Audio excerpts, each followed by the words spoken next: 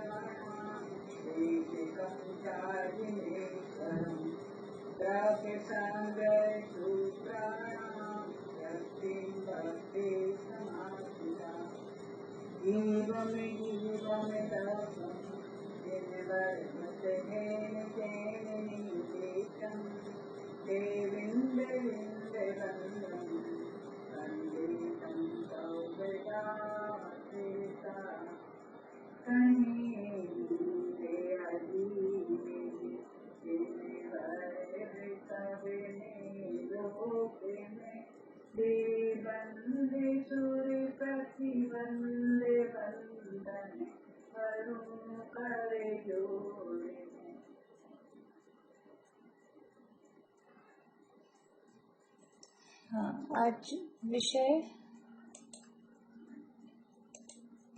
बोलिए रेखा जी।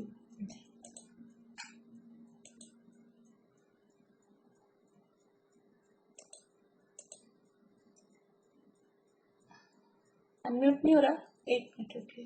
ओके, ओम नमो भगवते। इस तरह परमेश्वर और जो परमेश्वरी को भाव सहित नमस्कार करते हुए साक्षात विराजमान देवी परमात्मा जिनकी दिव्य ध्वनि गंगा स्रोत के लिए आचार्य उपाध्याय साधु और ज्ञानियों द्वारा हम तक आए उन सबको मेरा बारंबार नमस्कार है। और आज भी हमें धर्म का मार्ग दिखाने वाले सभी आत्मार्थियों को मैं यथा योग्य विनय करती हूँ, नमन करती हूँ। सात तत्वों का स्वरूप जानकर संसारी जीव के मन में प्रश्न उठता है कि संसारी जीवों को तो निरंतर कर्मों का बंध है और उदय है, तो मोक्ष किस प्रकार है? तो उसका समाधान, जिस प्रकार बुद्धिमान मनुष्य अच्छा अवसर देखकर ताकतवर शत्रु पर प्रहार करता है और उसे नष्ट कर देता है, उसी प्रकार बुद्धिमान भव्य जीव जब कर्मों की शक्ति अनुभव हीन हो तो वह जीव शुद्धात्म सम्मुख परिणाम से पंचलब्धि रूप निर्मल भावना की खड़क से पुरुषार्थ करके कर्म शत्रु को नष्ट करे। निर्मल भावना रूप पंचलब्धि का स्वरूप क्या है, उसका संक्षिप्त विवरण मैं आज करने जा रही हूँ। संवेद को प्राप्त करके हेतु विशिष्ट योग्यताओं, ज्ञान आदि शक्तियों की आवश्यकता होती है। इन्हीं योग्यताओं की प्राप्ति को लब्धि कहते हैं। लब्धि का अर्थ प्राप्ति या लाभ या कुछ उपलब्धि। उनके नाम इस प्रकार है: क्षयोक्षम लब्धि, विशुद्धि लब्धि, देशना लब्धि, प्रायोग्य लब्धि और करण लब्धि। इन पंच लब्धि पूर्वक प्रथमोक्षम सम्यक्ति की प्राप्ति होती है। लब्धि का स्वरूप देखने के पहले प्रथमोक्षम सम्यक्ति का अर्थ समझना जरूरी है। मिथ्यात्व का अभाव करके मिथ्यादृष्टि जीव जब क्षणिक सम्यक्ति को प्राप्त करता है तो उसे प्रथमोक्षम सम्यक्ति कहते हैं। क्षयोक्षम लब्धि, जिसके होने पर तत्व विचार हो सके ऐसा ज्ञानावन से कर्मों का क्षयोक्षम अर्थात आयु ज्ञानावन आदि समस्त अप्रशस्त कर्मों की शक्ति हीन होकर उदय में आने लगती, वह क्षयोक्षम लब्धि कहलाती है। क्षयोक्षम लब्धि नियम से पहले अवस्था में ही होती है और अंतर्मुहूर्त काल के लिए ही होती है। सदा काल नहीं रहती और जागृत अवस्था में ही जागृत अवस्था होना अनिवार्य है, क्योंकि निद्रा के काल में तत्व विचार नहीं हो सकता। विशुद्धि लब्धि, लोक का मन उदय होने से मंत्रकारी रूप भाव हो कि जहाँ तत्व विचार हो सके, सो विशुद्धि लब्धि। क्षयोक्षम लब्धि जिसे प्राप्त हो गई है, उसके कारण जीव को साता वेदने आदि प्रशस्त प्रकृतियों के धर्म के कारण धर्म अनुराग शुभ परिणाम होते हैं। उनकी प्राप्ति व विशुद्धि लब्धि है। क्षयोक्षम लब्धि को कारण जानकर पहले कहा गया है और विशुद्धि लब्धि को कार्य जानकर बाद में कहा गया है। जीव विशुद्धि लब्धि को प्राप्त है तो गुरु उस धर्म की उपासना नहीं करता, सब प्रसन्नता अन्याय अनित्य की अपेक्षा का त्यागी होता है। स्वाध्याय पूजनादि सदाचार नैतिक जीवन इत्यादि उसकी जीवन शैली होती है।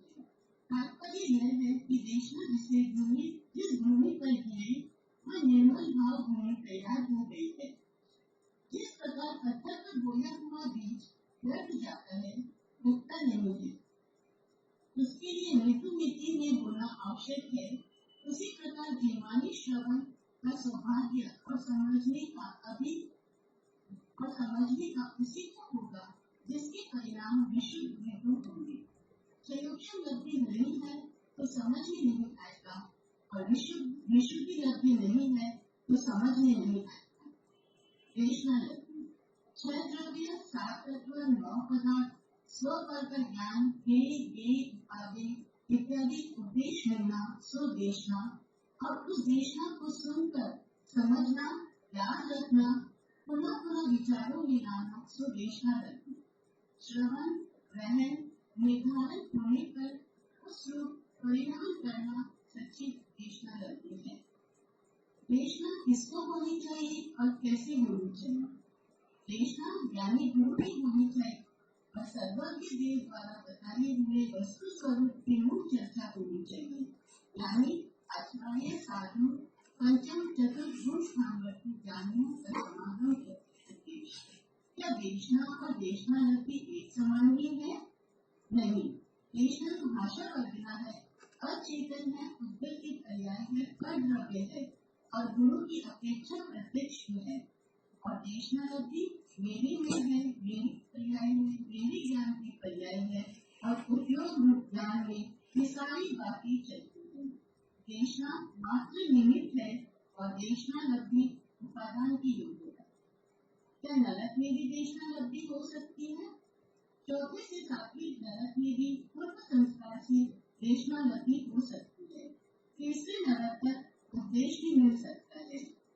पूर्व की देशना भी तभी काम आती है जब लगातार जीव सेमी पंचेंद्रिय होता है।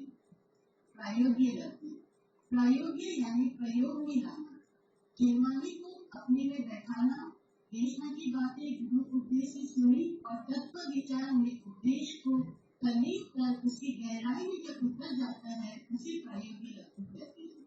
लब्धि सार ग्रंथ के आधार पर 4 अवस्था होना आवश्यक है। कर्मों की पूर्व सत्ता अंतःपुरापुरी सागर प्रमाण रह जाती है। नवीन बन अंतःपुरापुरी प्रमाण संख्या के भाव मात्र हो, वह भी लब्धि काल से लगातार क्रमशः घटता जाए और किसी की पाप प्रकृतियों का बल मिट जाता है। जिस तरह वर्षों से बिछी गाजर उसको उठाकर झाड़ने से जिस तरह धूल उठती है, इस प्रायोगिक लब्धि के काल में तत्व विचार के काल में मानव की कर्मों की आज्ञा हो गई है। अंदर ही अंदर वर्तमान परिणामों शुभ भावों की ताकत से तीनों काल प्रभावित होते देखे जाते हैं। शांति अशांति का परिणाम वर्तमान में वेदन करता है। जैसा कर्म बढ़ेगा वैसा फल भविष्य में मिलेगा, और वर्तमान के परिणामों से पूर्व में पड़े सत्ता में कर्म विर्जन हो जाते हैं। हमारे शुभ परिणामों से प्रायोगिक लब्धि में बिना संपर्क ऐसी उथल पुथल चलती रहती है, लेकिन हमें इससे संतुष्ट नहीं होना है। हमारा ध्येय तो शुद्धोपयोग की प्राप्ति है। तीव्र मन परिणाम हमारा ध्येय नहीं है। ये चारों लब्धियां भव्य या अभव्य दोनों की होती है। ये चारों लब्धियां होने के बाद समृद्ध हो तो हो और न हो तो नहीं भी हो, ऐसा लब्धि सार ने कहा है। अभव्य जीव तो करण लब्धि में प्रवेश ही नहीं कर सकता है। अंतर्मुहूर्त में जो जीव समृद्ध प्राप्त करने वाला है वह करण लब्धि में प्रवेश करेगा। करण यानी परिणाम, परिणामों की तारतम्य रूप योग्यता को करण लब्धि कहते हैं। विफलवर्ती सर्व करण लब्धि वाले जीवों के परिणामों की अपेक्षा से 3 भेद है: अधकरण, अपूर्वकरण और अनिवृत्तिकरण।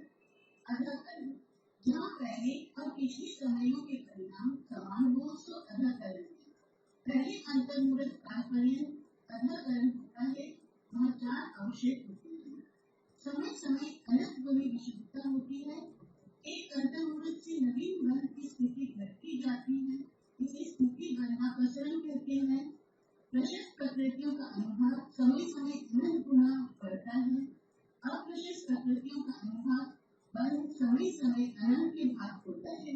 यहाँ ऊपर और नीचे की स्थितियों में समान परिणाम होते हैं। अनाकरण के पश्चात अपूर्वकरण होता है। इसमें परिणामों की विशुद्धता प्रति समय अनंत गुना बढ़ती रहती है।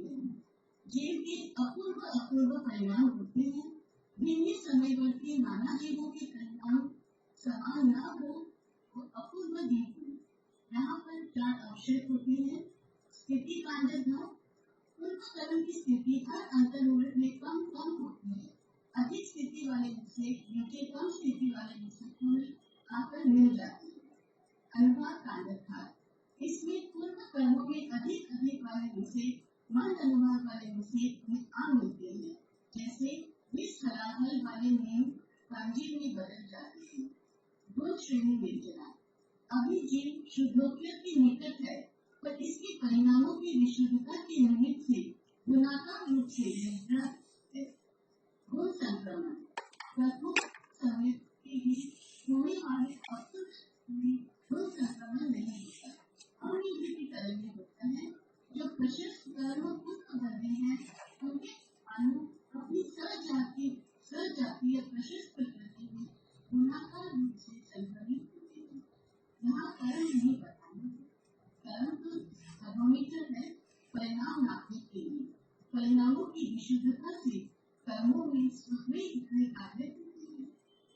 अनिवृत्तिकरण अपूर्वकरण में जो 4 अवशेष होते हैं वे यहाँ भी होते हैं। यहाँ समान समयवर्ती जीवों के परिणाम समान ही होते हैं। प्रति समय विशुद्धि अनंत गुना बढ़ती जाती है। अनिवृत्तिकरण के कारण के जितने समय है उतने ही वहाँ परिणाम है। इसीलिए वहाँ कोई भेद नहीं है। इसीलिए इसका नाम निवृत्ति भेद रही। ज्ञानोपयोग शुद्ध आत्मा में एकाग्र है। इस समय अनिवृत्तिकरण का बहुभाग बीत जाने पर अंतरकरण होता है। उसके पश्चात उपशमकरण होता है। अनिवृत्तिकरण के अंत समय के अनंतर जिन विषयों का अभाव किया था उनका काल आए पर विषयों के बिना वितत्व का उदय न होने से प्रथम उपशम समय की प्राप्ति होती है। काल तीनों करण का काल अंतर्मुहूर्त है और तीनों का अलग अलग काल भी अंतर्मुहूर्त ही है। अनिवृत्तिकरण से संख्या के गुना बड़ा अपूर्वकरण का काल है और अधकरण का काल उससे भी संख्या गुना बड़ा है। इस तरह से विक्षुदात्मा के समूह परिणति द्वारा पंचलब्धि रूप फलक से अनादि मिथ्यात्व प्रबल शत्रु का नाश कर देता है। यहाँ हमें यह समझना है कि बुद्धि पूर्वक को हम उद्यम करके तत्व विचार उपयोग कदम होकर लगाएं और बाकी काम कर्म और कर्म पर छोड़ दें और आत्मोक्षम की भावना है। पंचलब्धि पूर्वक समृद्ध प्रकट करें। इसी मंगल भावना के साथ विराम देती हूँ। बहुत बढ़िया, बहुत ही अच्छा आपने, यानी विषय बहुत कठिन था, करनानी का विषय था, लेकिन बहुत अच्छा एकदम, भले ही आपने तैयार किया है, लिखा है उसको, लेकिन वो पूरा तरीके से सेट लैंग्वेज में कुछ भी ऐसा नहीं लग रहा था कहीं टूट रहा है, कहीं कुछ गड़बड़ हो रही है। बहुत अच्छी तरह से और इतना बड़े विषय को समराइज करके और मुख्य मुख्य सारी बातें उसमें ली हैं प्रश्न के रूप में या जैसे भी। बहुत अच्छा आपने विषय प्रस्तुत किया, बहुत बढ़िया। चलिए आज अपन गाथा रहने दें, पढ़ लें सीधा, बोली नहीं तो अभी। अच्छा चलिए, नहीं सुना दीजिए फिर।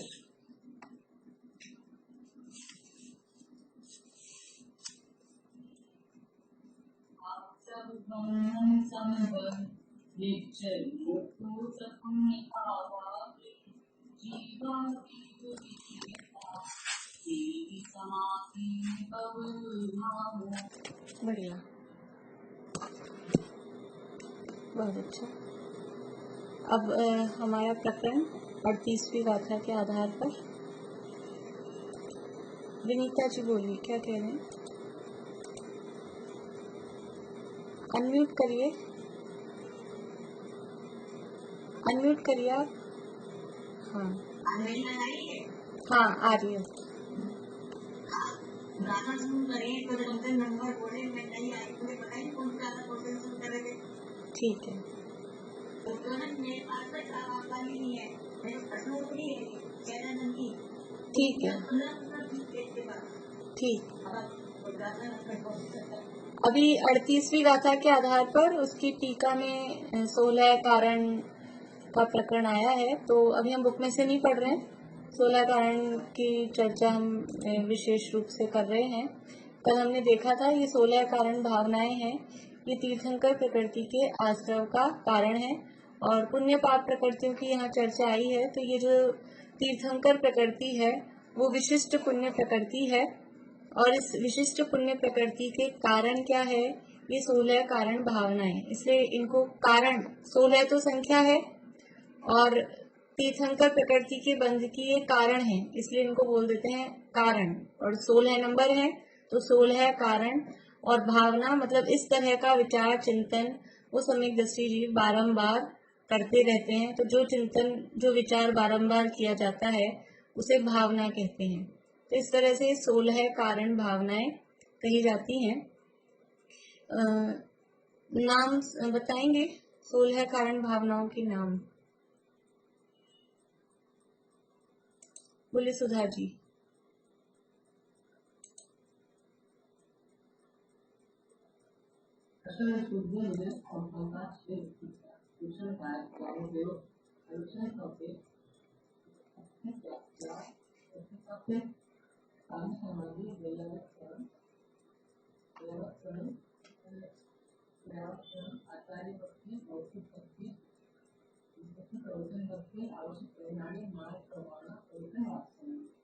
पूरी हो गई 16 गिनी आपने? अरहत भक्ति हो गई?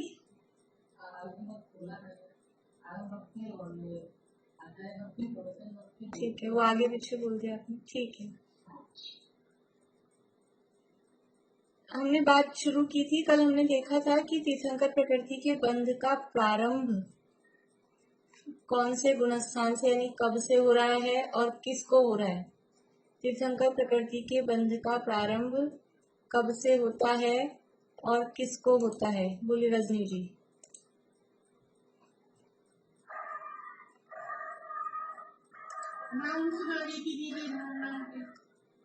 चलिए वो अभी रहने दीजिए।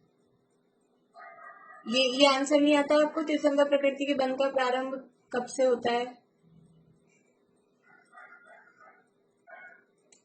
शिमला अभी बोलिए।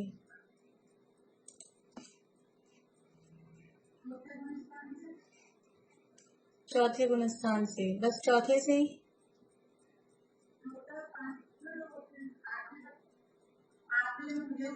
तक नहीं पूछ रहे अभी, कहाँ किसको कहाँ से या किसको प्रारंभ होता है ये प्रश्न है। स्टार्टिंग कहाँ से होती है?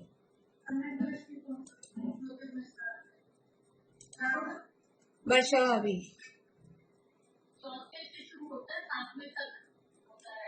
7वें तक होता रहता है। चौथे से शुरू होके 7वें तक रहता है, ये कह रहे हैं आप?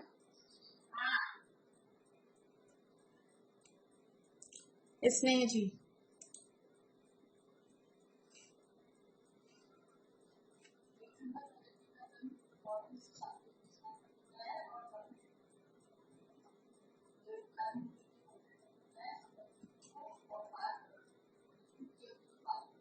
बहुत बढ़िया। तीर्थंकर प्रकृति के बंध का प्रारंभ चौथे से होता है, ये बात ठीक है, लेकिन अकेले चौथे से नहीं होता है। चौथे से 7वें तक किसी भी गुणस्थान में होता है। आपने जो बोला, जैसे वर्षा अभी ने बोला कि चौथे से 7वें में होता है, तो चौथे से 7वें तक होता है तो वो तो बस वहीं पूरा हो जाएगा। चौथे से सातवें में तक में किसी भी गुणस्थान में उसका प्रारंभ होता है, हो सकता है, मतलब चौथे में भी हो सकता है, पांचवें में भी हो सकता है, छठे में भी हो सकता है, सातवें में भी हो सकता है ये बंध का प्रारंभ। ठीक है। और किसको होता है, और दूसरी जो शर्तें हैं, और किसको होता है, मीनू दी बोलिए। कर्मभूमि के पुरुष को ही होता है, तो समय गृहस्थी पुरुष को ही होता है, और उनके कानून में होता है।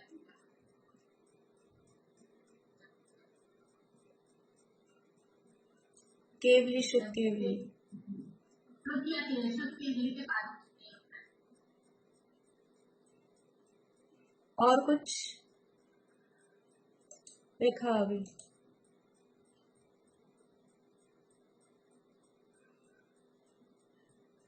तीनों प्रकार के समय दृष्टियों को हो सकता है, चाहे ऑप्शन। ठीक है। और किसी को कुछ कहना है? हो गया। तीर्थंकर प्रकृति के बंध का प्रारंभ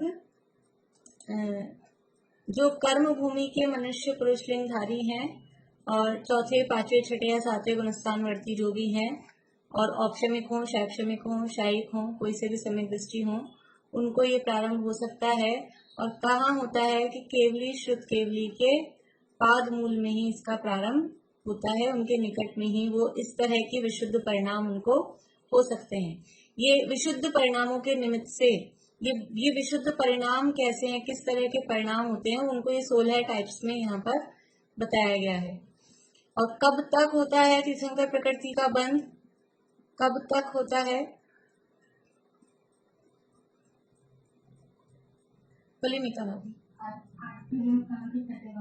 8वें गुणस्थान के छठे भाग तक ये बंध कहीं से भी शुरू हुआ हो, चौथे में हुआ हो, पांचवें में हुआ हो, छठे में हुआ हो, सातवें में हुआ हो, कहाँ तक होता रहेगा इसका बंध?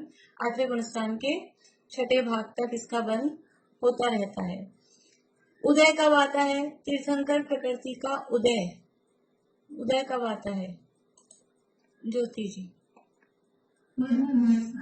उदय आता है 13वें गुणस्थान में। यानी 3 चीजें अलग अलग है। एक बात हमने की बंध की स्टार्टिंग कहाँ से हो रही है, फिर बंध कहाँ तक हो रहा है लास्ट, और फिर उसका उदय कहाँ पर आ रहा है। अब हमने बात शुरू की थी थोड़ी सी, पहली जो भावना है दर्शन विशुद्धि भावना। दर्शन विशुद्धि भावना किसे कहते हैं? निशा आंटी बोलिए।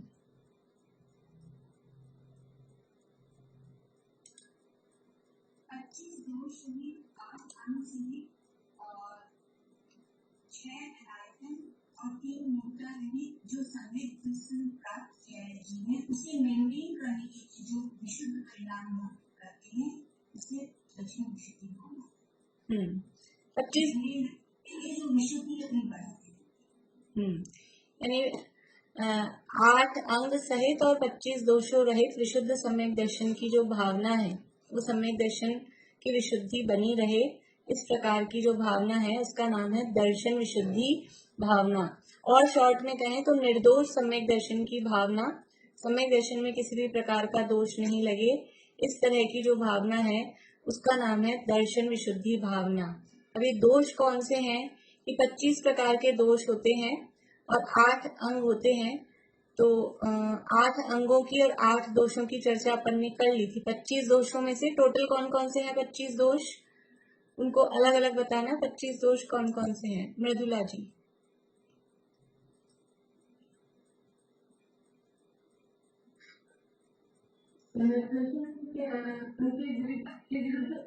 संकारी दोष, शंका, कांक्षा, विचिकित्सा, अनुकूलन, मूर्तस्य, अनुकूलन, अस्थितीकरण, अप्रभाव, अवास्तव्य।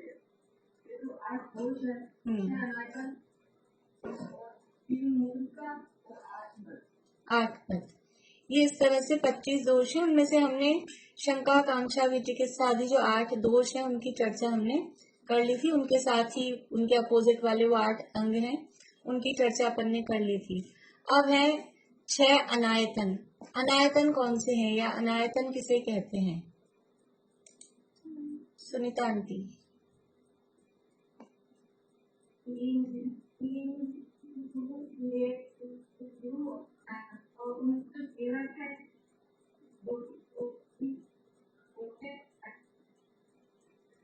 हाँ, कुगुरु, कुदेव, कुधर्म और इनके सेवक। कुगुरु के सेवक, कुदेव के सेवक, कुधर्म के सेवक। तो 3 तो ये हो गए, कुगुरु, कुदेव, कुधर्म, और 3 इनके सेवक। इस तरह से ये 6 कहलाते हैं अनायतन। अनायतन का मतलब होता है, आयतन का मतलब होता है स्थान, और अनायतन का मतलब है जो अस्थान है, कोई स्थान है, जाने योग्य जगह नहीं है, वो कहलाता है अनायतन। आयतन का मतलब स्थान, घर को, जैसे बोलते हैं अपन मंगलायतन। आयतन का क्या मतलब है? मंगलायतन है ना। धर्मायतन, आयतन का मतलब होता है स्थान। आवाज आ रही है ना बराबर? तो अनायतन, अनायतन का मतलब है अन्न और आयतन। अन्न यानी अपोजिट के अर्थ में नहीं है, और आयतन यानी स्थान, जो जाने के स्थान नहीं है। ऐसे 6 जगह हैं जहाँ हम हमारे जाने की जगह नहीं है, हमारे जाने के स्थान नहीं है। कौन कौन से हैं? कुदेव के पास नहीं जाना, कुगुरु के पास नहीं जाना, कुधर्म के पास नहीं जाना। 3 ही हो गए। कुदेव के सेवकों के पास भी नहीं जाना, कुगुरु के सेवकों के पास भी नहीं जाना, कुधर्म के सेवकों के पास भी नहीं जाना। तो ये इस तरह से 6 अनायतन होते हैं।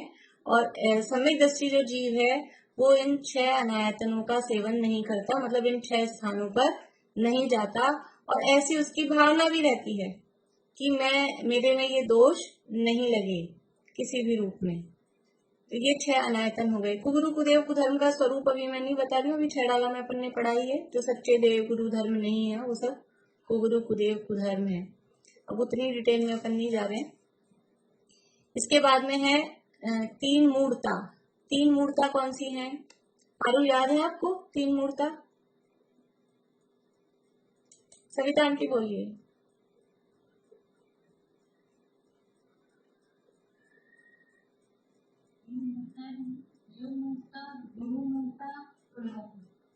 देव मूर्ता, गुरु मूर्ता और लोक मूर्ता, ये 3 मूर्ता हैं। मूर्ता का मतलब भी मूर्खता। मूर्ता का अर्थ होता है मूर्खता। तो वही देव के संबंध में मूर्खता, और गुरु के संबंध में मूर्खता, और लोक मूर्ता मतलब धार्मिक कार्यक्रमों के संबंध में,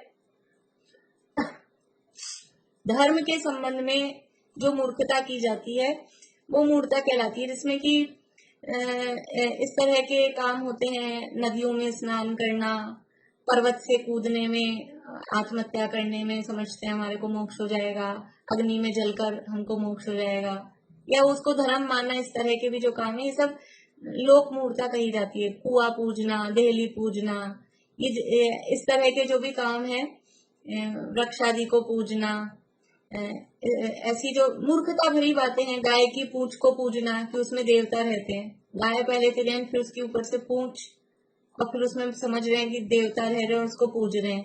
तो ये मूर्खता जैसी बातें लगती है, इसलिए इनको मूढ़ता कहा है। मूर्खताएं हैं ये सब। कहीं से भी कुछ भी जैसे नदियों में स्नान करके मान रहे हैं गंगा जी में सारे पाप धुल जाएंगे, तो फिर दुनिया में आराम, पाप का साम्राज्य हो जाएगा, पाप करो और गंगा में जाओ। तो इस तरह की जो मान्यताएं मूर्खता भरी बातें हैं, इसलिए इनको कहते हैं मूर्ताएं। लोक मूर्ता, देव मूर्ता, गुरु मूर्ता, इस तरह से 3 प्रकार की मूर्ताएं हैं। अब रह गए 8 मद। 8 मद नाम कौन बताएंगे? 8 मद के विनीता जी बोलिए, अनम्यूट करिए। हाँ बोलिए बोलिए। मदन रूप को, मदन ज्ञान को, धन को मत माने, तप को मद, को मदन ज्ञान को, मदन मदन को, इनके दोषों संबित को मदन। ठीक है। पिता भूप वा मातुल नृप जो, होए न तो मद ठाने, मदन रूप को, मदन ज्ञान को, धन बल को मद भाने, तप को मद न मद जु प्रभुता को, करे न सो निज जाने, मद धारे तो यही दोष वसु, संकित को माल ठाने। इनकी भी बात अपन ने कर ली थी। कुल का मत, जाति का मत, बल का मत, तप का मत, रूप का मत, प्रभुता का मत, इस तरह से 8 प्रकार के मत हैं। 8 वस्तुओं के इन 8 आधारों पर घमंड होता है। अपने रूप के आधार पे, ज्ञान के आधार पे, बल के आधार पे। तपस्या हम बहुत करते हैं, व्रत उपवास करता है जो, उसको उसी का घमंड हो जाता है कि किसी के पास बहुत धन है, जुड़ा है, बहुत जोड़ रखा है उसने, उसको उसका घमंड है। और किसी ने बहुत छोड़ रखा है तो उसका उसका घमंड हो जाता है, मैंने इतना सब कुछ छोड़ दिया। वो ऐसा बताता है कि मेरे पास इतना इतना संपत्ति थी, मैंने सब छोड़ दी। तो अब ये ऐसा बता के उसको इसका घमंड है, अपने त्याग का घमंड है। तो ये इस तरह से 8 आधार पे घमंड किए जाते हैं। तो ये सब दोष हैं और समय दृष्टि के ये दोष नहीं होते और इनसे रहित होने की वो भावना भाता है। कभी कदाचित किसी रूप में, अतिचार रूप में लगते हों तो वो इनसे रहित होने की भावना भाता है। तो इस तरह से निर्दोष समय दर्शन की भावना, उसका नाम है दर्शन विशुद्धि भावना। भावना मतलब निरंतर अंदर चलती रहती है कि मेरा सम्यक दर्शन निर्दोष बना रहे। दूसरी भावना का नाम है विनय संपन्नता। विनय और फिर उसके साथ में है संपन्नता। किस चीज से हमको संपन्न होना चाहिए? किससे संपन्न होना चाहिए? कि सबसे पहला तो संपन्नता वही है, रुपया पैसा धन दौलत ये सब हो तो संपन्नता दिखता है, तो बोलते ठीक है भी। फिर दूसरी लगता है कि हमारा व्यवहार बहुत अच्छा होना चाहिए, सदाचार होना चाहिए, वो भी एक संपन्नता है। संतोषी हो, सुशील हो, गुण संपन्न होना चाहिए, तो वो संपन्नता दिखती है। तो यहाँ उसी तरह की संपन्नता के अंतर्गत विनय संपन्नता, विनय से परिपूर्ण। विनय का अर्थ क्या है कि मान के अभाव रूप कोमलता का जो परिणाम है वो कहलाता है विनय। नय मतलब ले जाना, झुकना, विशेष रूप से नमना। कहाँ नमना? अभी नमने के अलग अलग स्थान है कि कहाँ झुकें, तो निश्चय में कहाँ झुकें और व्यवहार में कहाँ झुकें। चूंकि अभी ये बात चल रही है 16 कारण भावनाओं के संबंध में, और 16 कारण भावना अशुभ भाव है, शुभ भाव है या शुद्ध भाव है? 16 कारण भावना 1 नंबर अशुभ भाव, 2 नंबर शुभ भाव, 3 नंबर शुद्ध भाव। पारुल फिंगर दिखानी है, 1 दिखानी है या 2 दिखानी है या 3 दिखानी है? 2। बढ़िया, 2 यानी शुभ भाव है। 16 कारण भावना ना तो अशुभ भाव है और ना शुद्ध भाव है, ये शुभ भाव है। तो ये शुभ भाव रूप 16 कारण भावनाओं की चर्चा यहाँ चल रही है। तो यहाँ यद्यपि हम अर्थ करेंगे विनय का निश्चय परक अर्थ, लेकिन यहाँ तो शुभ भाव रूप अर्थ ही लागू पड़ेगा। तो जो विनय है सम्यक दृष्टि ज्ञानियों के प्रति बहुमान का परिणाम, वो विनय कहलाता है। जो भी ज्ञानी हैं, पूज्य पुरुष हैं, उनके प्रति बहुमान का परिणाम वो विनय कहलाता है। निश्चय से विनय क्या है कि अपने उपयोग का या अपनी परिणति का अपने उपयोग में झुक जाना। हमारी जो ज्ञान की पर्याय है, वर्तमान में अपना जो उपयोग चल रहा है उसका अपने में झुक जाना, वो निश्चय से विनय है, वो वास्तव में विनय है। और बाहर में विनय क्या है कि जिन्होंने अपने परिणति को अपने उपयोग में झुकाया, ऐसे जो सम्यक दृष्टि ज्ञानी जीव हैं और जो भी क्रम से ऊपर ऊपर पूज्य पुरुष हैं, उनके प्रति हमारा जो बहुमान का परिणाम है, उनके प्रति हम झुकें, वो कहलाता है व्यवहार से विनय। और दूसरी तरफ से कहें, इसी बात को दूसरी तरफ से कहें तो विनय 4 प्रकार की तत्वार सूत्र में कही है। रत्न शाकाचार आदि ग्रंथों में 5 प्रकार की कही जाती है। जो चरणानियोग के शास्त्र हैं उनमें 5 प्रकार तप को भी साथ में लेते हैं, तप की विशेषता दिखाने के लिए, और नहीं तो 4 कह देते हैं, तो तप को चारित्र में इंक्लूड कर लेते हैं। तो 4 कही हो या 5 कही हो, तो दर्शन विनय, ज्ञान विनय, चारित्र विनय और उपचार विनय, ये 4 प्रकार की विनय तत्वार सूत्र के आधार पर 4 प्रकार की विनय कही गई है। तो दर्शन, ज्ञान और चारित्र की जो विनय है वो तो है निश्चय विनय। 4 प्रकार की विनय कही, दर्शन विनय, ज्ञान विनय और चारित्र विनय, और चौथी है उपचार विनय। तो दर्शन, ज्ञान, चारित्र विनय कौन सी विनय है? निश्चय विनय, जो अभी हमने निश्चय का अर्थ किया ना, अपने उपयोग को, अपनी परिणति को अपने उपयोग में झुकाना, अपनी परिणति को, अपने वर्तमान उपयोग को अपने आत्मा में लगाना, वो निश्चय विनय है। तो वो ही वास्तव में दर्शन विनय है, ज्ञान विनय है और चारित्र विनय है। सम्यक दर्शन की विनय करना, सम्यक ज्ञान की विनय करना, सम्यक चारित्र की विनय करना, ये एक बात, ये निश्चय विनय है। और चौथी जो है उपचार विनय। उपचार विनय क्या है कि सम्यक दृष्टि की विनय करना, सम्यक ज्ञानी की विनय करना, सम्यक चारित्रवंतों की विनय करना, वो कहलाती है उपचार विनय। मतलब निश्चय विनय तो अपने से संबंधित है कि अपना जो सम्यक दर्शन, ज्ञान, चारित्र अपने में प्रकट करें और जो प्रकट हो गया उसको मेंटेन रखें, वो कहलाती है निश्चय विनय। और जिनके भी, मेरे अलावा जिनके बाहर में ऐसा सम्यक दर्शन, ज्ञान, चारित्र प्रकट हुआ है, ऐसे पूज्य पुरुषों की विनय करना, वो कहलाती है उपचार विनय। तो हमारी जो श्रद्धा हमको हुई है, अपनी श्रद्धा को बनाए रखना, अपने को जो ज्ञान प्राप्त हुआ है, सम्यक ज्ञान, बहुत सारा ज्ञान हुआ है, वो भी ठीक है कि हमको और बातें शास्त्र की ज्ञान में आई हैं, वो भी एक बात है। लेकिन जो हमारे ज्ञान में निर्मलता आई है, जो सम्यकपना आया है, और जो हमारी श्रद्धा में निर्मलता आई है, जो श्रद्धान सम्यक हुआ है, उसको हम टिकाए रख पाए, उसको हम बनाए रखें, ये उसकी विनय है कि हमारा सम्यक दर्शन मलिन नहीं हो जाए। अपने सम्यक ज्ञान का बहुमान लाना, अपने सम्यक दर्शन का बहुमान लाना, उसका नाम दर्शन विनय, ज्ञान विनय, और अपने में जो चारित्र प्रकट हुआ उसका बहुमान लाना, उसका नाम चारित्र विनय है। तो ये निश्चय विनय और व्यवहार विनय 2 प्रकार की विनय है। तो ये विनय संपन्नता भावना कि जो सम्यक दृष्टि ज्ञानी है वो इस तरह से अपने सम्यक दर्शन, ज्ञान, चारित्र की भी विनय करता है और बाहर में सम्यक दृष्टि ज्ञानी धर्मात्माओं की विनय करता है। ऐसे वो विनय से संपन्न होता है और भावना भी यही भाता है कि मैं ऐसे विनय से संपन्न रहूं। हमें कुछ रुपया, पैसा, धन दौलत, रूप, लावण्य, उसकी उनको चाहनी होती कि हमें ये मिल जाए, लेकिन ये हमारे जो भी पूज्य पुरुष हैं और हमें ये जो निधि प्राप्त हुई है, ये निधि हमारी बनी रहे। देखो, अपने उपयोग को बचा के रखना, मतलब ये तो सम्यक दर्शन की बात है। अदरवाइज कई बार मैं कहती हूँ कि जैसा विशुद्धता, जो परिणाम अपने किसी दिन हो रहे होते हैं, कभी हो रहे होते हैं, और बाद में अपन सोचो कि फिर वैसे हो जाएं, वो जरूरी नहीं होता है।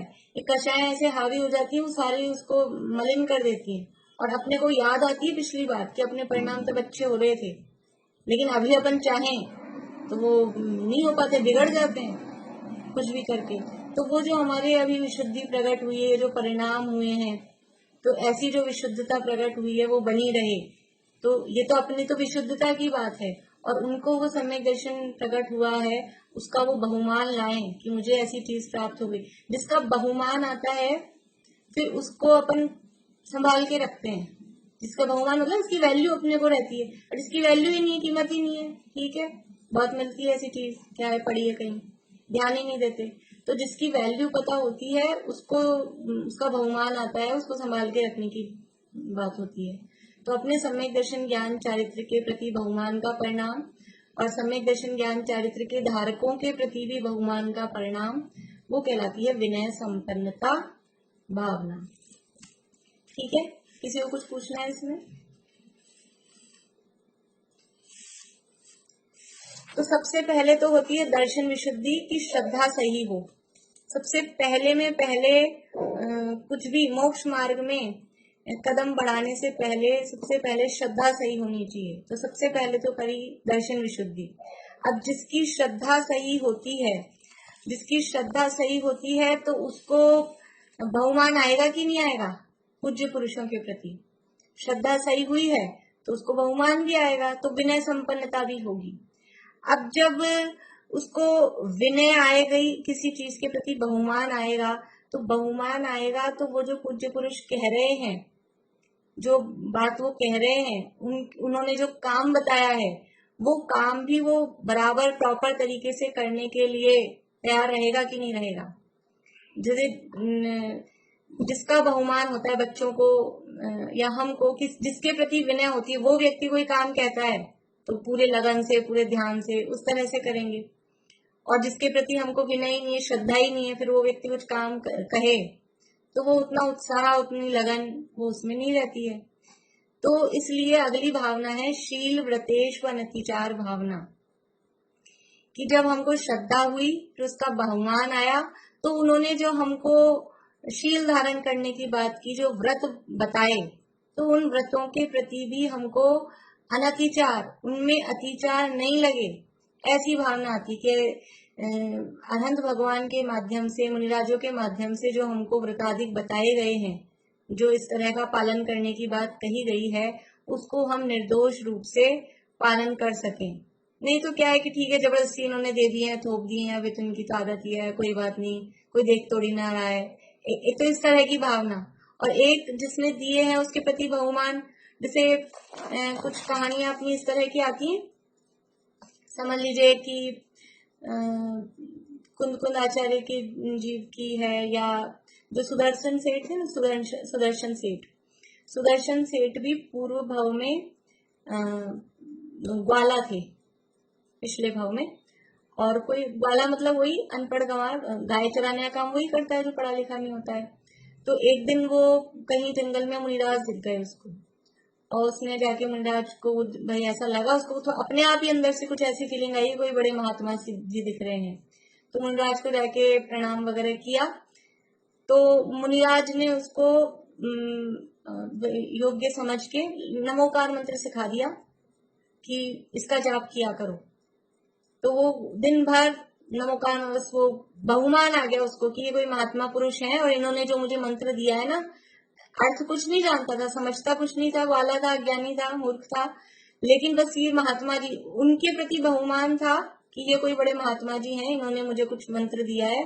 तो बड़ी श्रद्धा से उस नमोकार मंत्र को दिन भर जाप करता रहता था ऐसा। और फिर अभी मतलब वो जिस सेठ के यहाँ गायें चराता था, वो सेठ जैन था, तो सेठ ने भी सुना कि ये नमोकार मंत्र बोलता रहता है, तो सेठ भी उसका अच्छे से ध्यान रखने लगा। लेकिन एक दिन ऐसा हुआ कि वो नदी में बहुत पानी तेज आया, और वो नदी पार कर रहा था, तो कुछ समझ लो डूब गया, या कोई लकड़ी वकड़ी उसके पेट में घुस गई, और वो लेकिन नमोकार मंत्र बोलता ही रहता था। तो वो नमोकार मंत्र के स्मरण पूर्वक उसका मरण हुआ, उस सेठ के यहाँ ही वो पुत्र के रूप में जन्म लिया, फिर सुदर्शन सेठ बने। ऐसी उनकी पूर्व भाव की कहानी आती है। तो मतलब मैं तो बहुमान की बात बता रही थी कि वो बहुमान मतलब कुछ समझता नहीं था, कोई अर्थ नहीं पता था, कुछ नहीं जानता था, लेकिन वो नमोकार मंत्र को बहुमान पूर्वक किए, कोई बड़ा बढ़िया मंत्र मुझे महात्मा जी ने, महाराज ने दिया है, तो इसको श्रद्धा से बोलना, ऐसा नहीं कुछ भी आणम ताणम गड़बड़, नम नम नम नम जल्दी जल्दी कुछ भी बोल दिया। ये बहुमान की हम उसको, हमको महिमा ही नहीं आती है कि ये महामंत्र है। हम भजन तो बहुत गाते हैं, नमोकार मंत्र है महामंत्र, बहुत भजन चलते हैं इस तरह के नमोकार मंत्र की महिमा के, लेकिन हमको वास्तव में महिमा कहाँ आती है कि महामंत्र है, मंत्र राज है, सारे मंत्रों का सिरमौर है, उतना बहुमान नहीं आता। तो बहुमान आएगा, श्रद्धा होगी तो बहुमान आएगा, और बहुमान से जो काम करेंगे तो फिर उसका रिजल्ट आएगा, अंदर भक्ति पूर्वक वो काम करेंगे। तो दर्शन विशुद्धि भावना पूर्वक विनय संपन्नता, और विनय संपन्नता जिसके अंदर होती है उसके शील और व्रतों में अतिचार नहीं लगे, ऐसी भावना भी उसके होती है। शील किसे कहते हैं? शील का क्या अर्थ है? पारुल बता सकते हो शील का क्या अर्थ है?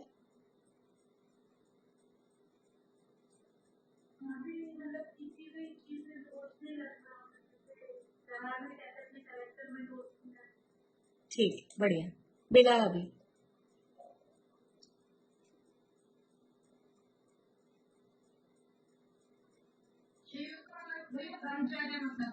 हाँ ठीक है, बढ़िया। रेखा जी। क्रोधाधीन कषाय रहित आठ स्वभाव का। बहुत बढ़िया, बढ़िया। चलिए, बस मैं ज्यादा लोगों से नहीं पूछ रही हूँ, टाइम नहीं है। शील का अर्थ, ये जो अर्थ बताया इन लोगों ने, पारुल ने, बेला भाभी ने, एक तो अर्थ वो होता है कि बाहर में कुशील रूप प्रवृत्ति नहीं करना, ब्रह्मचर्य रूप, सदाचार रूप से उस तरह से रहना, वो एक शील का अर्थ। लेकिन शील का वो तो एक एक पर्टिकुलर उतना ही अर्थ हुआ, बस एक ब्रह्मचर्य के अर्थ में उतना सा। लेकिन शील का व्यापक अर्थ भी होता है। शील का अर्थ होता है स्वभाव। कुंवरसार में गाथा है, पैड़ी सील सहावो। वहां शील, स्वभाव, प्रकृति, उन सबका एक अर्थ किया। तो शील का अर्थ होता है स्वभाव। तो शील मतलब अपने स्वभाव रूप रहना, वो शील है। और शील में अतिचार नहीं लगना, यानी अपने स्वभाव में अतिचार नहीं लगे, स्वभाव में दोष नहीं लगे, वो शील में अनतिचार की भावना। तो शील का मतलब है स्वभाव। और कैसा स्वभाव कि कषायों से रहित, यानी अभी तो अपन ने पर्टिकुलर एक कुशील पाप को लिया, समझ लीजिए, इसमें जो सामान्य अर्थ अपन करते हैं। लेकिन व्यापक अर्थ करें शील का, तो चारों कषायों, पांचों पापों से रहित जो आत्मा का स्वभाव है, उसका नाम शील है। चारों कषाय, पांच पाप, इन सब से रहित जो आत्मा का स्वभाव है, उसका नाम शील है। और एक और तीसरा अर्थ शील का होता है, बोलो प्रीति, ध्यान है। बहुत बढ़िया। जो श्रावक के 12 व्रत होते हैं, उसमें से 12 व्रत कौन से होते हैं? 5 अणुव्रत, 3 गुणव्रत और 4 शिक्षा व्रत। ये होते हैं श्रावक के 12 व्रत। 5 अणुव्रत, 3 गुणव्रत और 4 शिक्षा व्रत। ये भी पढ़े हैं अपन ने छड़ाला में, श्रावक के 12 व्रत पढ़े हैं। तो इन 12 व्रतों में से 5 अणुव्रतों को कहते हैं व्रत। 5 अणुव्रतों को कहते हैं व्रत। और जो 3 गुणव्रत और 4 शिक्षा व्रत हैं, ये सब मिलके हो गए 7। इनको बोलते हैं शील, सप्तशील। 5 व्रत और 7 शील, इनको कहते हैं शील। तो इस तरह से शील शब्द के 3 अर्थ हो गए। एक तो ब्रह्मचर्य वाला अर्थ, दूसरा ये शील व्रत वाला अर्थ, और तीसरा कषायों के अभाव रहित रूप अर्थ।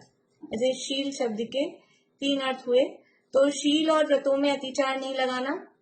तो पहला अर्थ तो अपन जो तीनों अर्थों से इसका अर्थ लगा सकते हैं कि जो हमने व्रत लिए हैं और जो ब्रह्मचर्य की भावना है, उसमें दोष नहीं लगाएं। और दूसरा अर्थ कि जो हमारे व्रत हैं और जो हमारे गुण व्रत और शिक्षा व्रत हैं, उनमें दोष नहीं लगाएं, यानी पूरे के पूरे 12 व्रतों में दोष नहीं लगे, वो कहलाएगा शील और व्रत, इसमें दोष नहीं लगाना। और तीसरा अर्थ कि कषायें अपने पे हावी नहीं हो जाएं, अपने स्वभाव से हम च्युत नहीं हो जाएं, ऐसी भावना, वो शील और व्रतों में अतिचार नहीं लगे, अनतिचार, ऐसी भावना, वो शील व्रतेश अनतिचार भावना कहलाती है। अभी समय हो गया, अभी यहीं पूरा करते हैं। और कुछ इसमें आप लोगों को शंका हो या कुछ और बात होगी तो अपन आगे परसों करेंगे। अभी किसी को कुछ पूछना हो इस संदर्भ में तो पूछ सकते हैं।